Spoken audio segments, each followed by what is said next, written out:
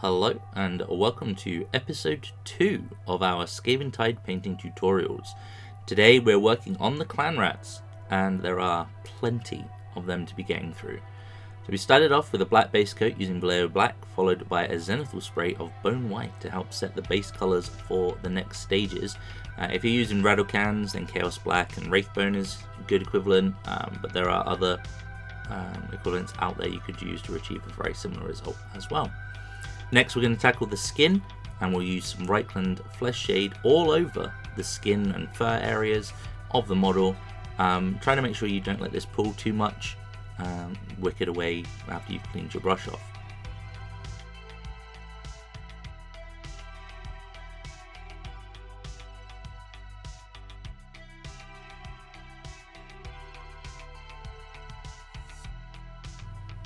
We'll then hit all of the metal parts with Leadbelcher, picking out the helmets, shield trims, chainmail, the swords or other blades. There's also a Liberator's helmet on the base and the little triangle shaped trinkets that you can find on the bottom of the sword and around its neck.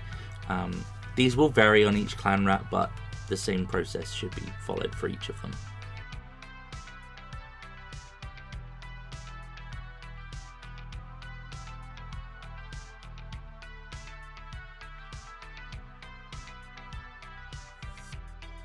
Up next, Volupus Pink, I think I'm saying that correctly. It will be used to pick out the tail, the nose and the inner ears. This helps to break up the overall skin colour a bit and definitely accentuates the fatty rat tail that the Clanrats are known to have.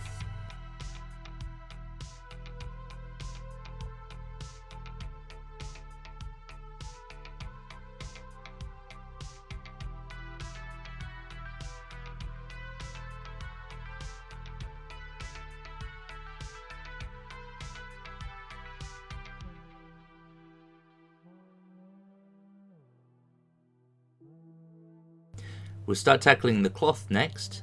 I'm painting my Skaven as Clan Verminous, which is the red warlike clan.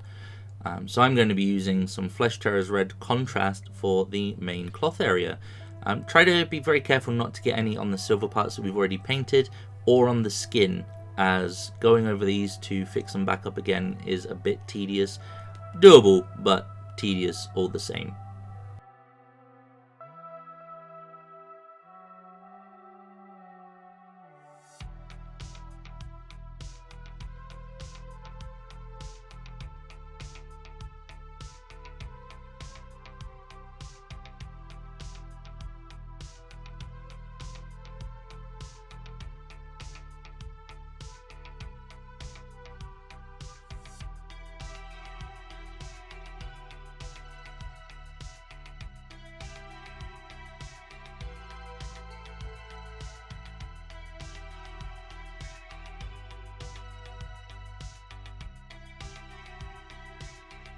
We'll then use some Nazdreg yellow contrast for the upper cloth areas, or the cowl if you prefer. I did experiment with some other colours with this for the basic Clanrats, and you'll be able to see the outcome of that at the end in the shots. But this colour was definitely my favourite of the lot, so I went with this for the majority of them. It's a really nice dirty yellow colour, which will contrast quite nicely against the deep red of the other cloth parts we've already done.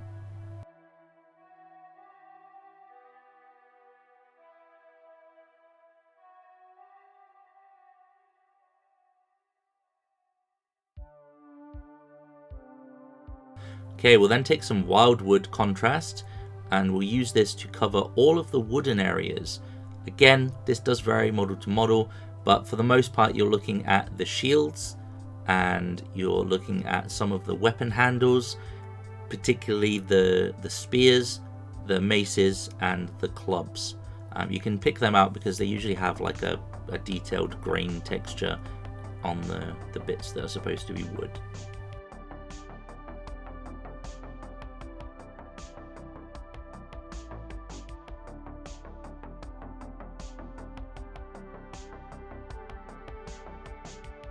Next, we will use some Gore grunta fur contrast, and this is to pick out all the like the really furry parts. So you can see them on the chin here.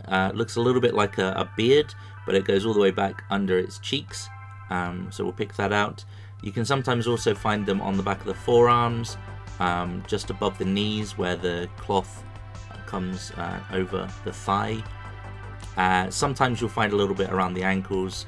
Again, it will vary on model to model, but you should find it mostly in these areas.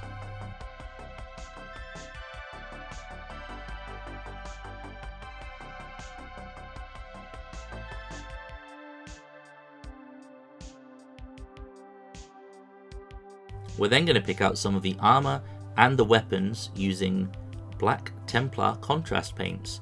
Now for the weapons, I'm just basically going to go on the blade of the weapon, not the sharpened edge, but the thicker, flatter areas of it. And for the armor panels, I'm mainly going to use this for the large panels you find on the back, but for some of the Clanrats I have done it on the front breastplates as well. And I've also picked out on the helmet.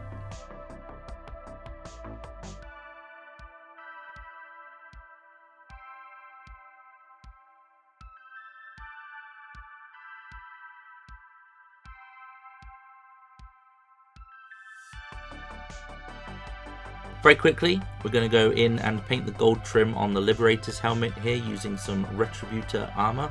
This is to match my Stormcast that I'm painting up from the box, but feel free to paint these up in whatever colors you want. If you have someone that you like to play against on the regular, and you can have a little story for the many defeats that you will be bringing to their Stormcast. We're now going to pick out the accent parts of the armor and weapons using Sycorax Bronze. This will look a little bit subtle initially, but by the time we finish with it, these areas are really going to pop out.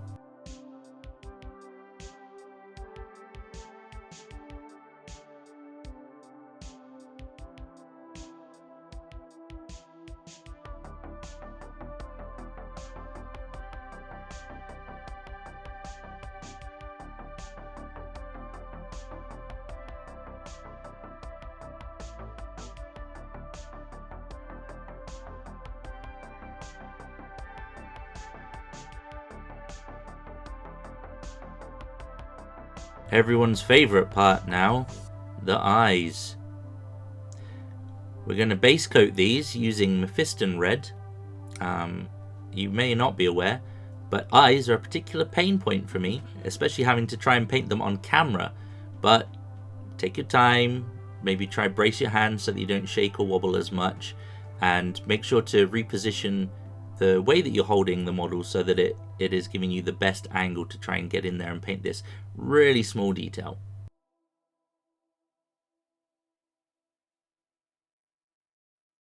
Dryad bark will be used next to cover the leather bits, so the belt and the straps on the shield where the arm will be holding it in place. We're also going to pick out the teeth with this color as well.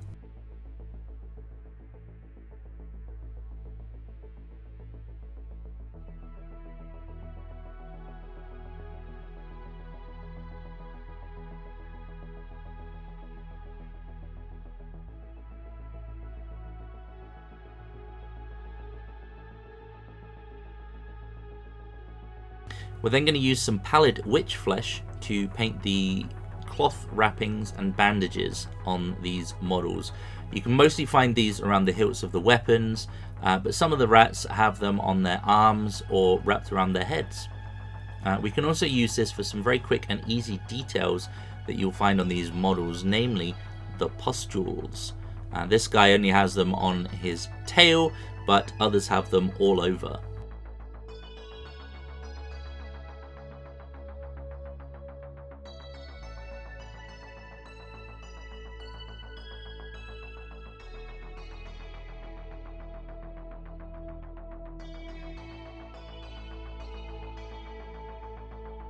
We can then use some Eshin Grey to quickly pick out the nails and claws.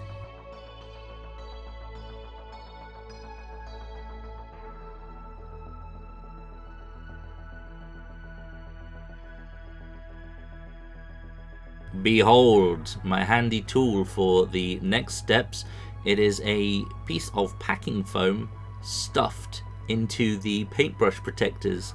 Start by taking some Khorne red, dabbing off some of the excess paint on a piece of kitchen roll, and I'm then going to use this to paint in the rough red patterning on the shields. Utilizing the same tool, we're then going to weather some of the black armor we painted earlier. This will give this a very heavily worn and ill-maintained look, which I think is very fitting for these rats. You can focus this as little or as much as you like, mainly on the edges or the raised parts of the armor. I'm pretty much using it all over because I don't think these guys care much for their armor.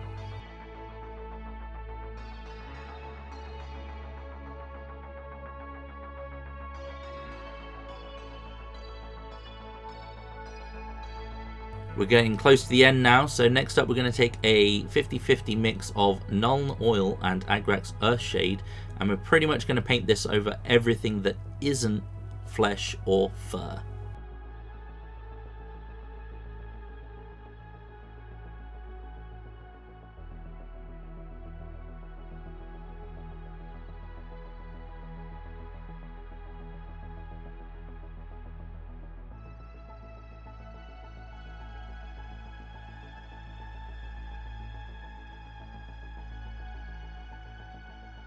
Okay, we're going to now focus on a little bit of detail work. So one of the last bits we're going to do is make some nasty looking pustules.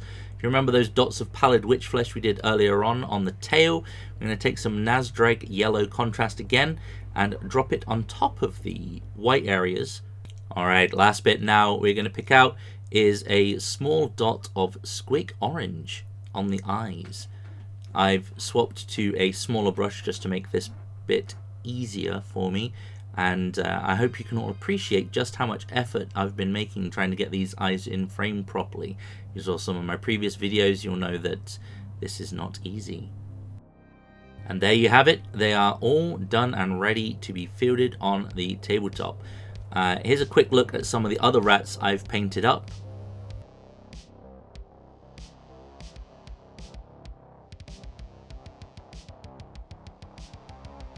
These shields looked as though they were wrapped in cloth as opposed to painted, so I just used some fleshshade red to match the red cloth we'd used before. Some of the bases have small rats like these, so these are simply rattling grime contrast for the main body and the same Volupus pink for the tails.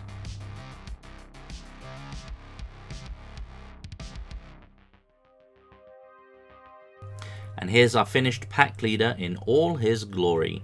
Make sure to base your model to fit the rest of your army.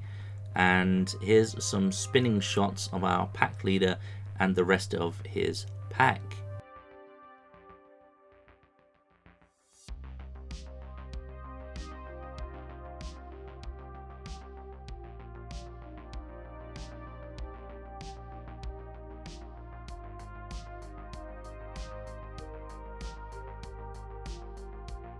I hope you've enjoyed this video. Please do like, share and subscribe.